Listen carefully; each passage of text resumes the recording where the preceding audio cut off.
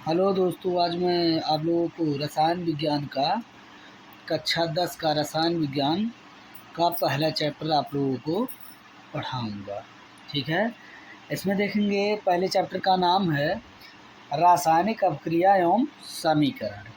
ठीक है, रासायनिक अभिक्रिया एवं समीकरण। तो देखेंगे रासायनिक अभिक्रिया किसे कहते हैं। तो हमने बताया है रासायनिक अभिक्रिया में, ठीक है, रासायनिक अभिक्रिया में जिन पदार्थों में रासायनिक परिवर्तन होता है, रासायनिक अभिक्रिया में जिन पदार्थों में क्या हो, रासायनिक परिवर्तन होता है, उन्हें क्या कहते हैं। ठीक है, उसे अभिकारक कहते हैं। और परिवर्तन के फलस्वरूप, जो अभिक्रिया के फलस्वरूप बनने वाले पदार्थ को क्या कहते हैं, उत्पाद कहते हैं। अभिक्रिया के फलस्वरूप बनने वाले, ठीक है, नए पदार्थ को क्या कहते हैं, उत्पाद कहते हैं। तो देखेंगे आप लोगों को मैं, देखिए परिभाषा सारा लिखा हुआ है, यहाँ आप लोगों को दिखा देता हूँ। देखिए क्या लिखा है, देखिए इसमें रासायनिक अभिक्रिया में जिन पदार्थों में रासायनिक परिवर्तन होता है। ठीक है, रासायनिक अभिक्रिया में जिन पदार्थों में रासायनिक परिवर्तन होता है, उसे क्या कहते हैं, अभिकारक कहते हैं। उसे क्या कहते हैं, अभिकारक कहते हैं। ठीक है, और अभिक्रिया के फलस्वरूप बनने वाले नए पदार्थ को क्या कहते हैं, उत्पाद कहते हैं। जैसे उदाहरण के लिए A+B गिव्स AB हो जाए, तो ये देखिए ये क्या है, अभिकारक है। क्या है, अभिकारक है। ये वाला क्या है, अभिकारक। और हाई वाला AB क्या है, उत्पाद है। क्या है, उत्पाद है। ये क्या है, उत्पाद है। देखिए ये जो है अभिक्रिया के पहले और ये अभिक्रिया के बाद बनने वाला पदार्थ जो होता है, उसे क्या कहते हैं, क्या कहते हैं, उत्पाद कहते हैं। अब रासायनिक समीकरण संतुलित करना, अगली हेडिंग है रासायनिक समीकरण संतुलित करना। तो देखेंगे, ठीक है, वह रासायनिक समीकरण जिसके दोनों पक्षों में प्रत्येक तत्व के परमाणुओं की संख्या बराबर होती है, संतुलित रासायनिक समीकरण कहलाता है। संतुलित रासायनिक समीकरण आप लोगों से पूछ ले किसे कहते हैं, संतुलित रासायनिक समीकरण किसे कहते हैं।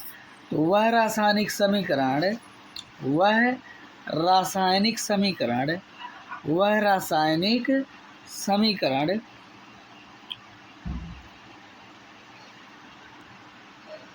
देखिए वह रासायनिक समीकरण, ध्यान से देखना, वह रासायनिक समीकरण, ठीक, जिसके दोनों पक्षों में प्रत्येक तत्व के परमाणुओं की संख्या, यानी कि जितने तत्व इस पक्ष में है उतने तत्व दूसरे पक्ष में भी हों। ठीक है, प्रत्येक तत्व के परमाणुओं की संख्या बराबर होती है, संतुलित रासायनिक समीकरण कहलाते हैं। क्या कहलाते हैं, संतुलित रासायनिक समीकरण कहलाते हैं। समझ में आया। अब अगली हेडिंग है रासायनिक समीकरण संतुलित करना, मेन पॉइंट है। जैसे रासायनिक समीकरण अगर जो हमें संतुलित करना हो तो कैसे संतुलित करेंगे। ठीक है, तो देखिए जिन रासायनिक समीकरण के दोनों पक्षों में प्रत्येक तत्व के परमाणुओं की संख्या बराबर नहीं होती है, जिन रासायनिक समीकरण के दोनों पक्षों में प्रत्येक तत्व के परमाणुओं की संख्या बराबर नहीं होती है, प्रत्येक तत्व के परमाणुओं की संख्या बराबर नहीं होती है, ठीक है, नहीं होती है, उसे बराबर बनाने के लिए, ठीक है, उसे बराबर बनाने की प्रक्रिया को, बराबर बनाने की प्रक्रिया को संतुलित समीकरण संतुलित करना कहते हैं, या समीकरण को संतुलित करना कहते हैं। उसे बराबर बनाने की प्रक्रिया को क्या कहेंगे? समीकरण को संतुलित करना।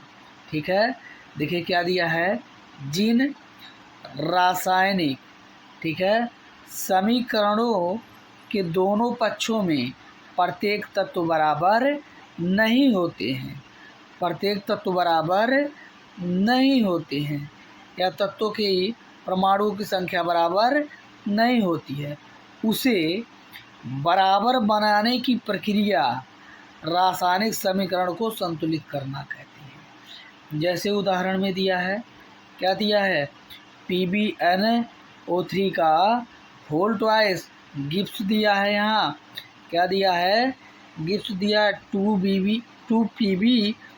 प्लस NO2 प्लस O2 दिया है।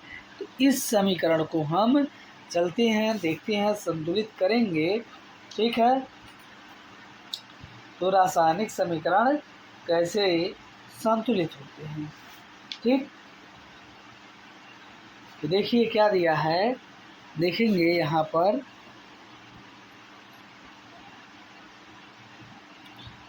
चलिए देखते हैं यहाँ पर जो आपको समीकरण दिया है कैसे संतुलित करेंगे। तो दिया है समीकरण Pb, क्या दिया था, Pb, यहाँ पर ये बहुत मोटा हो गया है, तो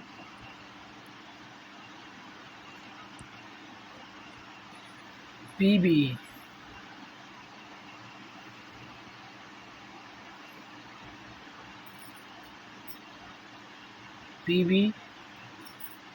दिया है NO, ठीक है, 3 का होल ट्वाइस, NO3 का होल ट्वाइस दिया है।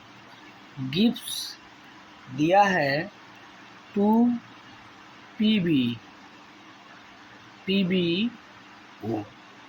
2PbO प्लस दिया है NO2 प्लस क्या दिया है, O2 प्लस क्या दिया है, O2।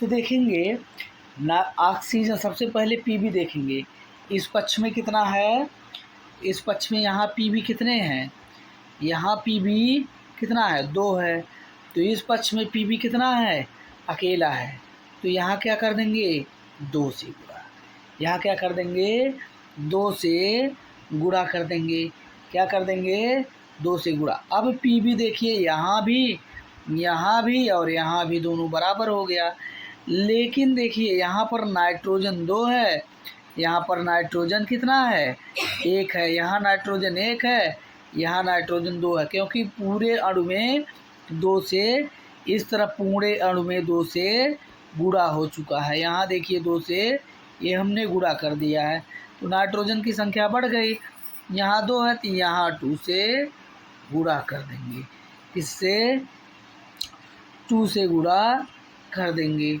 तो देखिए 2 से गुणा कर देंगे, तो यहाँ पर देखिए ये प्लस होगा और यहाँ 2 से गुणा कर देंगे, तो बन जाएगा, नाइट्रोजन भी संतुलित हो गया।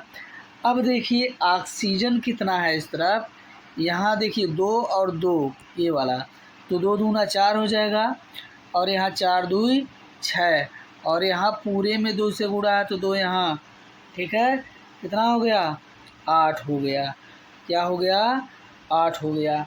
तो यहाँ देखेंगे क्या संतुलित है, ऑक्सीजन अगर जो संतुलित है तो ठीक है, नहीं संतुलित है तो संतुलित करेंगे। तो यहाँ पर कितना, 2 दूना 4, और यहाँ कितना है, 2 है 6, और ये कितना है, 2 है 8, और यहाँ कितना है, 3 दूना 6, 6 दूना 12, कितना है, 12। तो देखिए ऑक्सीजन में क्या करेंगे, हमें संतुलित करने के लिए, ठीक है, यहाँ देखिए क्या करना होगा, तो यहाँ कुछ ज़्यादा करना नहीं है, और नाइट्रोजन की संख्या कितनी है, यहाँ देखिए ध्यान से देखेंगे तो यहाँ देखिए 2 का गुणा यहाँ भी है और यहाँ भी है, तो नाइट्रोजन ही ऑलरेडी हमारा अभी भी संतुष्ट नहीं है, तो क्या करेंगे, नाइट्रोजन को संतुष्ट कर देंगे, तो यहाँ 4 से गुणा करा देंगे, तो ये हो जाएगा हमारा नाइट्रोजन संतुलित। ये हमारा नाइट्रोजन संतुलित हो जाएगा, ये हमारा नाइट्रोजन क्या हो जाएगा, संतुलित हो जाएगा। तो देखिए जब हमारा नाइट्रोजन संतुलित हो जाएगा तो फिर ऑक्सीजन को चेक कर लेंगे। तो नाइट्रोजन संतुलित हो गया, ऑक्सीजन को चेक करेंगे, ये 2 कितना है, 2 ऑक्सीजन, यहाँ 4 दूना, ये मिलकर 8 हो रहे हैं, 8 2 10 और 10 2 12। तो ये आपका समीकरण इस तरह संतुलित होता है, इस तरह संतुलित होता है। अब देखिए जो है, अब ये समीकरण आप लोगों का संतुलित हो चुका है, ये समीकरण आप लोगों का संतुलित हो चुका है। कैसे समीकरण संतुलित करते हैं आप लोगों को पता चल गया होगा। देखिए अगले क्वेश्चन में देखते हैं। देखिए अगर जो क्वेश्चन दिया है समीकरण संतुलित करना, तो कैसे समीकरण संतुलित करेंगे। देखिए दिया Ba, ठीक है, barium chloride Cl2, barium chloride plus H2SO4, barium chloride plus H2SO4 gives, यहाँ जो बने, ठीक है, क्या बने, बेरियम, ठीक है, बेरियम सल्फेट SO4, और यहाँ पे प्लस में क्या मिल रहा है, HCl। तो चेक करेंगे हमारा क्या संतुष्ट है, क्या नहीं संतुष्ट है। तो देखिए क्या हो गया, यहाँ बेरियम अकेला है, यहाँ भी बेरियम अकेला है, यहाँ SO4 अकेला, यहाँ SO4 अकेला, लेकिन यहाँ Cl कितना है, 2 ठू, और हाइड्रोजन भी कितना है, 2 ठू, केवल एक HCl है, 2 से इसमें गुणा करा देंगे तो क्या हो जाएगा, 2HCl। अब ये हमारा समीकरण क्या हो गया, संतुलित हो गया। इसी तरह हम संतुलित करते हैं। अगले क्वेश्चन पे चलते हैं। जैसे दिया है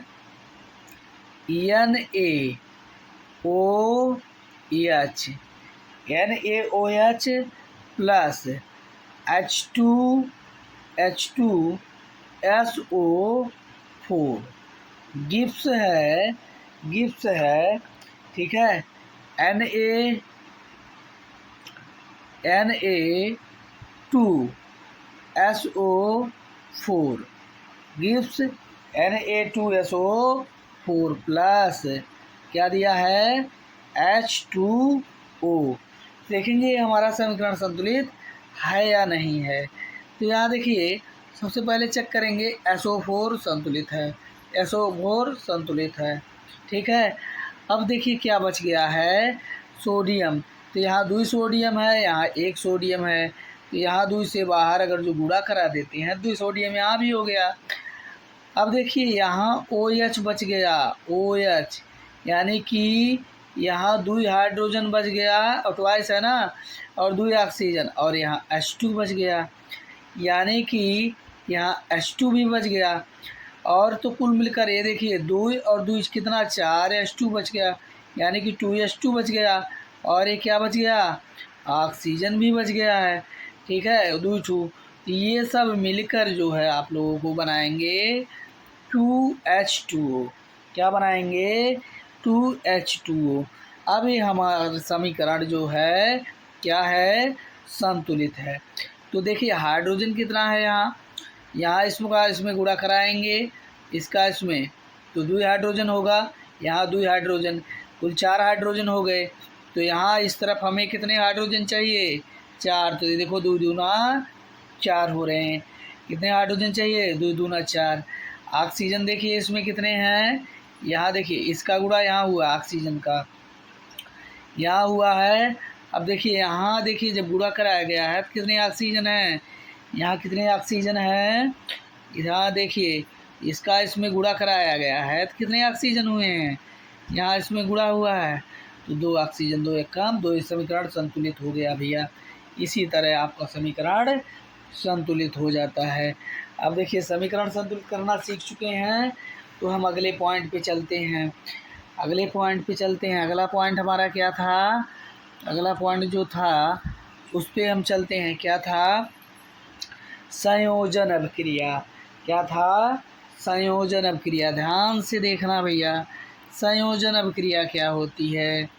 संयोजन अभिक्रिया वे अभिक्रिया जिनमें दो या दो से अधिक पदार्थ संयोग करके एक नए पदार्थ का निर्माण करते हैं, उसे क्या कहते हैं? संयोजन अभिक्रिया। वह अभिक्रिया जिसमें दो या दो से अधिक पदार्थ क्या करके, दो या दो से अधिक पदार्थ संयोग करके एक नए पदार्थ का निर्माण करते हैं, उसे क्या कहते हैं? संयोजन अभिक्रिया। उसे क्या कहते हैं? संयोजन अभिक्रिया। तो देखिए कैसे इसका भी समीकरण देखते हैं कैसे है। इसका भी समीकरण चलते हैं, देखते हैं।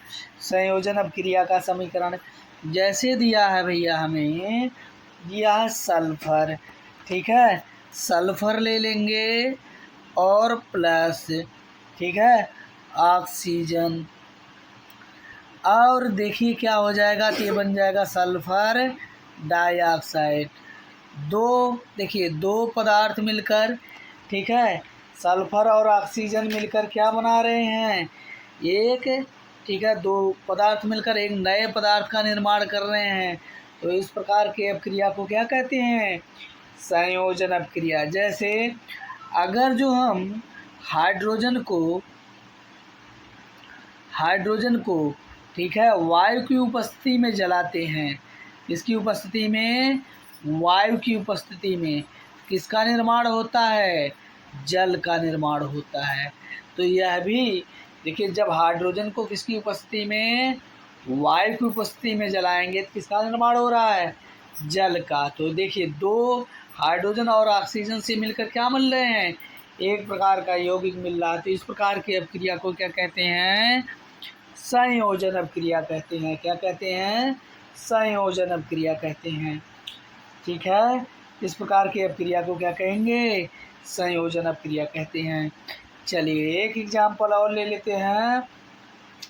जैसे CaO, ठीक है, बिन बुझा चूना इसे कहते हैं। बिन बुझे चूने को अगर जो हम पानी में डाल देते हैं, किस में डाल दें? पानी में, तो क्या बन जाता है? बुझा हुआ चूना। तो बनेगा CaOH का होल ट्वाइस।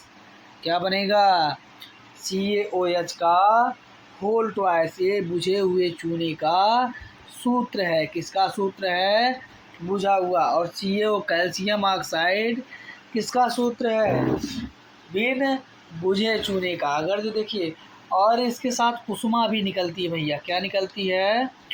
कुसुमा भी निकलती है। देखिए घर और पेंट करने के लिए सब लोग लाते हैं ना, उसमें जो है अगर जो बिन बुझे चूने को पानी में डालते हैं तो देखते हैं कुछ देर बाद खौलने लगता है और बहुत तेज़ी से उष्मा निकलती है, ठीक है।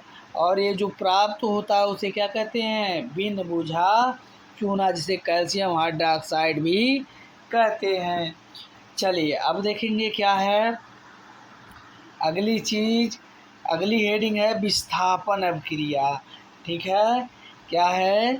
विस्थापन अभिक्रिया। देखिए विस्थापन अभिक्रिया क्या है भैया, यहाँ पर विस्थापन अभिक्रिया कराएंगे वे अभिक्रियाएँ, ये देखिए थोड़ा सा कट गया है, माफ़ कीजिएगा। इसमें हम बोल देंगे, अगर जो आपको लिखना होगा, ये PDF में है नहीं तो आप लोग लिख लेना। वे अभिक्रियाएँ जिनमें किसी यौगिक के अणु के किसी एक तत्व या परमाणु अथवा परमाणुओं के समूह के स्थान पर किसी दूसरे तत्व अथवा परमाणु आ जाता है, ठीक है, या समूह आ जाता है, तो उसे क्या कहते हैं? विस्थापन अभिक्रिया। तो जैसे विस्थापन अभिक्रिया के उदाहरण हम देखेंगे, जैसे कॉपर सल्फेट ले लेते हैं। क्या ले लें? Copper sulphate. अगर जो हम कॉपर सल्फेट के विलयन में लोहे की कील की चूर्ण डालें, तो क्या प्राप्त होगा? Ferrous sulphate. क्या प्राप्त होगा? फेरस सल्फेट प्राप्त होता है। और कॉपर जो है अलग हो जाता है। क्या हो जाता है? तांबा अलग हो जाता है, जमा हो जाता है। क्या हो जाता है? अलग हो जाता है। तो देखिए, ये जो कॉपर था, ये कॉपर सल्फेट था, ये Fe यहाँ पर आ गया और कॉपर ये अलग हो गया। तो देखिए, ये Fe कहाँ लगा है? सल्फेट के साथ लगा है, ठीक है। इसके साथ लग गया ये, ठीक है। और यह जो है यह अलग थलग हो गया। यहाँ देखो, ये अलग हो गया है। तो ठीक है, ऐसी अपक्रिया को क्या कहते हैं? विस्थापन अपक्रिया। परिभाषा क्या है? वे अपक्रियाएं जिनमें किसी पदार्थ के अणु के किसी एक तत्व का परमाणु अथवा परमाणुओं के समूह के स्थान पर किसी दूसरे तत्व का परमाणु या समूह आ जाता है, तो इस प्रकार के अपक्रिया को क्या कहते हैं? विस्थापन अपक्रिया कहते हैं। इस प्रकार के अपक्रिया को क्या कहते हैं? विस्थापन अपक्रिया कहते हैं। जैसे ले लेते हैं मेथेन। क्या ले लें? CH4 प्लस क्लोरीन ले लेते हैं। क्या ले लें? क्लोरीन। तो ये देखिए क्या बन रहा है, ठीक है, क्या बन रहा है? क्लोरोमेथेन। तो ये CH3Cl प्लस HCl क्या बन रहा है? HCl। तो देखिए, यहाँ से एक हाइड्रोजन निकल गया है, यहाँ से एक हाइड्रोजन निकल कर क्या लग गया है? एक क्लोरीन लग गया है। क्या लग गया है? एक क्लोरीन। इसका नाम है क्या नाम है? क्लोरोमेथेन। क्या नाम है? क्लोरोमेथेन नाम है। और इसका हाइड्रोक्लोरिक अम्ल, यहाँ से एक हाइड्रोजन निकलकर एक Cl के साथ जुड़ गया है।